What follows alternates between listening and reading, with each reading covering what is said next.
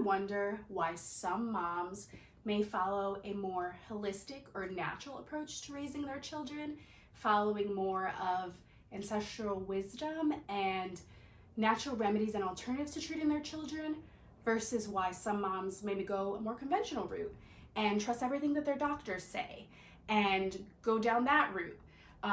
Always, making sure that they're giving their children medications when they're sick and things like that. As moms, there's so much confusion because of all the information that we see online, but there's also a lot of shaming and a lot of misunderstanding. And so what I want to do today is share a little bit about my story and what caused me to kind of go from a new mom who was more conventionally minded to transforming into a holistic, crunchy mama, and the journey that led me there. Some people may be raised this way and that's why they choose it, but some other people, like in my case, may go through something in their lives that changes their mind drastically and allows them to see another perspective. So today what I want to do is kind of bridge the gap between these two philosophies and share how I became a conventionally minded mama to a more crunchy mom. And now I subscribe to a more holistic way of living. My name's Aria, and I want to welcome you to my channel, Nourished with Aria, where I'm going to be sharing healthy living tips, holistic nutrition, and biblical wisdom and encouragement for moms at all stages of life to help you nourish your mind, body, and soul. So I want to preface my story by saying a little bit about my backstory and how I was raised. My mom always did her best to make dinner every night. She was a stay-at-home mom. It was very important for her to have food on the table when my dad came home from work, and this is kind of what I saw. And for the most part, we ate what my mom cooked, and that was what we had every night. But, growing up in the 90s, of course, there's a plethora of snacks. I still had the after-school snacks. I still had all of the, all the things that kids still eat today. The macaronis and cheeses, the Easy Macs, the Pop-Tarts, all those things were still a part of my home. So it was kind of like a blend where, my mom made sure that she fed us good, nourishing, nutritious foods, but we still had access to the things that are more fun and not as nourishing. And another thing that I remember from my childhood that I think is really important to say now is I was always a very sickly child. Ever since I was the age of 3, I remember being sick a lot. I had asthma. It was really bad to the point where I had to use a nebulizer. I was hospitalized at the age of 3 with bronchitis. So that was something that was always in the back of my story. And I just remember being about 10 years old and being sick again. When you're a kid, you can't necessarily, you have your parents relying to take care of you. So you're not necessarily blowing your nose properly and doing all those things. So, I just remember being sickly and not being able to breathe and just being like, I can't wait till I get older so that I know how to take care of myself better and I don't feel like this all the time. And it's a really sad thing to look back and think about, but that's how I felt at the time because I just always felt sick. I always felt tired. I just always felt like something was wrong with me. And I didn't have the tools or the knowledge to know what was wrong. And my parents were just doing the best they could, trusting the doctors, doing all those things. Of course, still trying to take care of us the best they could, feeding us healthy foods, but still having those indulgences and those things like that. And that's not to say that that's why I was sick, but I do think now looking back that a lot of that played a part into my health and why it wasn't as strong as it could have been. So let's fast forward to now when I become a mom. So all through my 20s, convenience was key for me. I was one of those people that needed coffee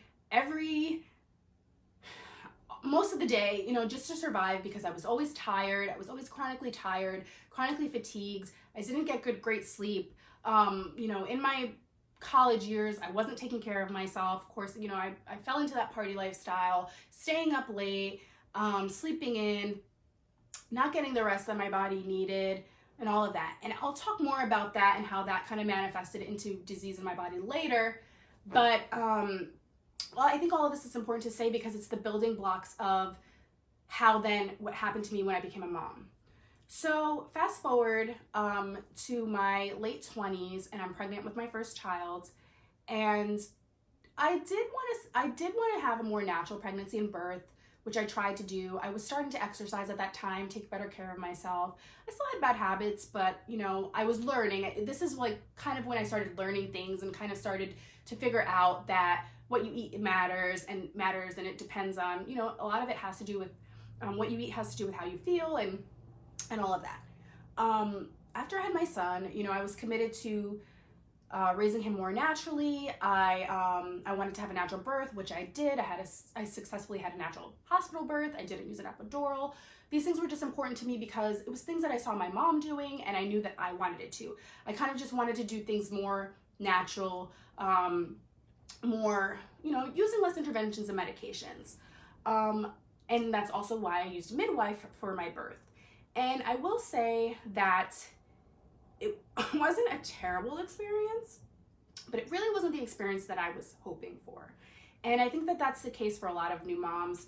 We really don't know what we don't know, and we go into this thinking one thing and it kind of turns the other way, right? Like, we don't necessarily always have the birth of our dreams or what's written in our birth plan. Really, only God knows what's going to happen, right? We can't always dictate everything. So it didn't go exactly how I wanted to, but I knew that I wanted things to be more natural. You know, I didn't have the epidural, so that was one thing that I made sure of to do. I did not do the vitamin K shot or the what's the other one that or the, now I can't think, the Hep B shot. That was something I knew I didn't want to do because it just didn't sit right with me. So this is kind of when I first started learning and kind of being like, questioning things like, why does a newborn baby need something that could possibly be transmitted through sexual intercourse? You know, little things like that just started to not make sense to me. And that's kind of when I started opening my eyes. And I just find that when we become parents, it opens our minds to a world that we never knew, things that we didn't have to worry about, right? Because when you're single or just married and it's just you and your husband, you don't have to worry about those things. You don't have someone else to take care of. You're just taking care of yourself. But when you become a mom, this whole new life is in your hands. It's really scary and it's overwhelming, and there's so much information, like I said, out there, and you really don't know what is going to be right for you and your family. So you start to kind of explore and figure these things out.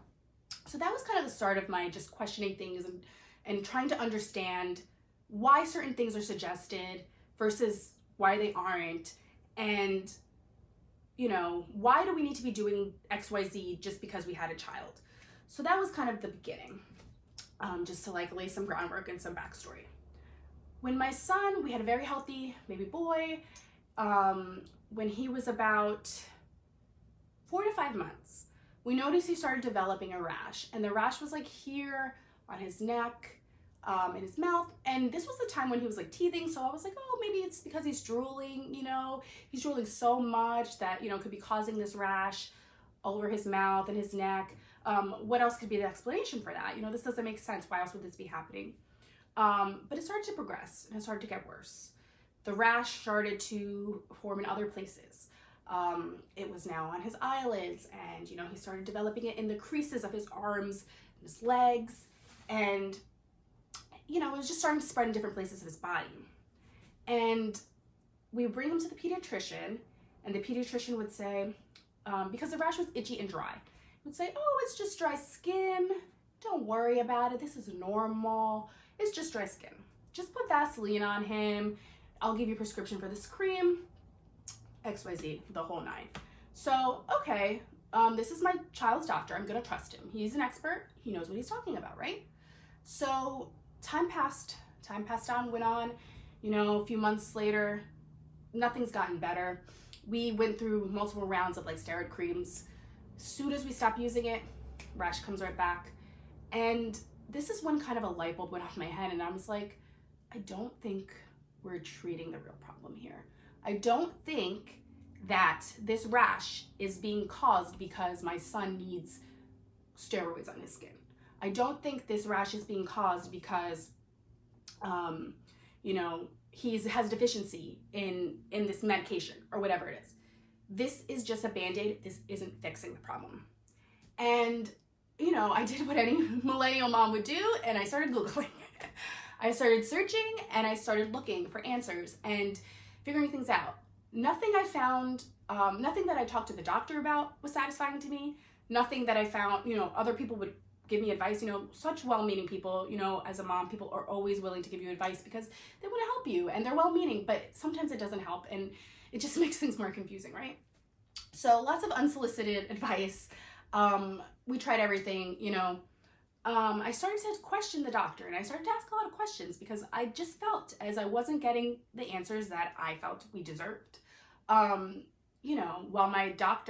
his doctor was writing it off as just a rash, as just itchy skin, we were the ones dealing with my son being up all night. We were the ones dealing with my son crying on, hours on end, scratching his arms. We had to buy these scratch mittens, so he would not scratch his skin raw and so that he could go to sleep. And this is what we were dealing with and not getting any answers. And as a mom, that's such an isolating and frustrating place to be, to not get those answers. So yes, I started searching elsewhere and I started finding naturally minded mom blogs. And this was before eczema was as common as it is now, and I didn't know that that's what it was called. And from reading and seeing pictures and seeing other moms explain their situation, I learned that what he had was eczema. And it's so crazy because the doctor never once said that to me. He never once put a name to the condition. And I don't know about you, but as a mom, to me, like having a name or, to describe the symptoms just was like a relief, because then it gave me an answer of, now I know to search, how do I treat eczema? How do I cure eczema? What do we do to get rid of this naturally? So I was already kind of thinking naturally, because I knew that the topical steroids and those methods, those conventional methods, weren't cutting it for me. They weren't getting to the root and they weren't treating or curing his illness. So time went on, and after lots of research, I started to ask the doctor questions, which I mentioned. I asked him, I was breastfeeding at the time. Maybe I'm eating something that he's allergic to. Could that be causing this? He said, oh yeah, why not? Why don't we try it? Let's eliminate the top allergens. So we started there. This is eggs, dairy, gluten. There's about 8 of the top allergens. Soy, shellfish, I believe. So, we started to slowly eliminate those things. We got him an allergist. An allergist was able to then run blood tests, which of course is torture, having to put your child to get blood work. But we did it. We tried that route. We got some answers there. We just started peeling back the layers and digging to see what is the root cause of this? What is causing this? That is when I learned about root cause medicine, root causes approaches, and that everything that manifests on the outside of our bodies, whether it be dry skin or rash, eczema, all those types of things, psoriasis, those are all caused by inflammation and dysregulation of the body. Something is going on in the gut that is causing these external problems. It's not because your child needs cortisol. I'm sorry, not cortisol, cortisone. It's not because, whatever. There's something going on that needs to be addressed and treated, and that's how we get to the root. Everything else is just a band-aid approach that temporarily relieves it, but does not fix the problem. And don't get me wrong, some of those things are needed in these situations. There were nights where, like I said, my son could not sleep. We needed to rely on some of those conventional methods in order for him to have relief. So if you're in this situation right now, this isn't to shame you or say you're doing anything wrong by not doing it naturally, because I totally understand how frustrating it can be for you not to get sleep and your child not to get sleep. It just throws everything off. So don't ever feel bad about having to do that as a temporary fix for a long-term solution. So we kind of did that just so that he could function. And then we did all the natural things on top of it, just, for more long-term lasting results. So, about now is the time where we found out he had several allergies. He had several food allergies. He had, inflammation. We started looking into different doctors and different types of doctors. And I started looking at functional medicine doctors rather than conventional medicine doctors, ones that use a root cause approach to healing. We found a really great one. She was really far away and very expensive. Most of these doctors do not take insurance. So, you know, we spent a lot of money. But to me, it was worth it because I wanted to know what was going on with my son and how we could fix this so that he didn't have to deal with this for the rest of his life. So we found a functional medicine doctor. We put him on a protocol, you know, we put him on a gut healing protocol. He got lots of supplements to get, you know, more nutrients back into his body, to help his gut, probiotics, things like that. And what we also did was I found a nutritionist that specializes in the GAPS diet. And what the GAPS diet is, it stands for Gut Healing and Psychology Syndrome. It's basically an advanced elimination protocol that removes a lot of different foods in order to heal the integrity of the gut lining. So this is what we tried. Like I said, I worked with a nutritionist closely to monitor and to help. Because, you know, like I said, I was new to this journey.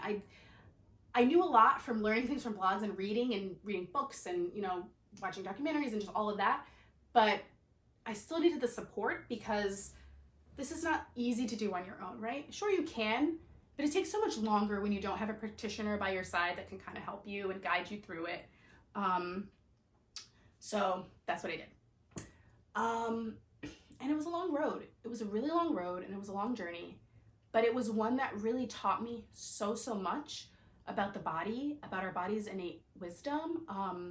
You know, I'm a believer, I'm a Christian, I believe in Jesus Christ as my savior, and I believe that God made us so beautifully and wonderfully. And like it says in Psalms, you're beautifully and wonderfully made. You're fearfully and wonderfully made. And it is so true, you know, just the innate wisdom of the body and how it can heal once you do the things that you need to do to promote that healing are amazing to me, just mind-blowing. And we saw that, you know, we saw that through this journey. And this is what really taught me, you know, that while conventional medicine does have its place, if you need a surgery, if you break a bone, if, you know, you have an advanced infection and you need, you know, some kind of medication, if you need a limb treated, you know, these are the things where conventional medicine comes in and is helpful and is life-saving. And I totally believe in that. But I also believe when it comes to things like this, like imbalances in our bodies and, you know, like gut healing and things like that, we have to look at our body's innate wisdom, and we have to look at how people did things 30 years ago, 40 years ago, 50, you know, they weren't using all these things. They were using home remedies and things that their grandmothers made for them, you know, and they were using that as a way of healing and a means of healing because they knew that these diseases were caused due to imbalances in the body, due to our environment, something outside triggering us, or maybe something outside that we put in that harmed us. So this is what changed my mind and changed my heart about all of this. My whole mind and world blew open when I learned all of this. And it taught me so much about, you know, even my own health. And I'll talk about that in another part, in another video that I would want to share with you guys. But it's just all to say that if you have a friend that subscribes to maybe a more natural way of living, it's most likely due to these reasons. It's not because they're crazy. It's not because they're fringe. It's not because they don't trust doctors. It's because they may have gone something in their life that opened their eyes to a different way of doing things. And that way of doing things helped them more than anything could ever help them. You know, you don't need a medication to, sometimes you do, but you don't always need a medication to heal an internal problem. External problem. A lot of times we have these external issues because of an internal problem that we need to address and we need to get to the root of so that we can pull out that root and start to heal from the inside out. True healing comes from the inside out. And that is what I learned through my son's eczema journey. And that is why now I advocate for a more natural way of living and a more holistic approach to things. Always trying that first before going to the medications, before going to the creams, before going to the external solutions for internal problems. So I hope that that makes sense, and I hope that it can help you to see why someone may think differently than you. And I hope it can also open up a dialogue, because I think that as moms, like I said, there's so much shame in doing things differently than someone else, or fear that you'll be judged. And I don't think that there's a place for that. So if you got any value about this video, please share with someone you think it could be helpful for, someone that may be crunchy curious or may just be interested in hearing different perspectives and viewpoints from a mom. I just think it's important for us to share our stories. And another thing that I think is important to say, I think we need to stop judging and diminishing other people's experiences. Just because you may not have gone through something or found the same solution that they have doesn't mean that it's not true to them and it didn't happen. So I think it's really important to say that, because I think as moms we do too much of tearing each other down than building each other up. And the whole reason why I created this page and created this channel is because I want to change that, and I want to kind of disrupt things a little bit and show a different perspective, but also share encouragement for other moms going through different seasons of their lives who may feel isolated or alone because they don't do things the way everyone does. They may challenge the status quo. And I'm here to say that's okay. And I'm here to share my perspectives, but also hopefully learn from some other people and learn their perspectives as well. So if you're into this kind of thing, please join along on my journey. I'm going to be sharing a part 2 where I talk about how my experience with my son translated into where I am now, and now I am a certified nutritional therapy practitioner, and I help other women and moms navigate their own health in a holistic way.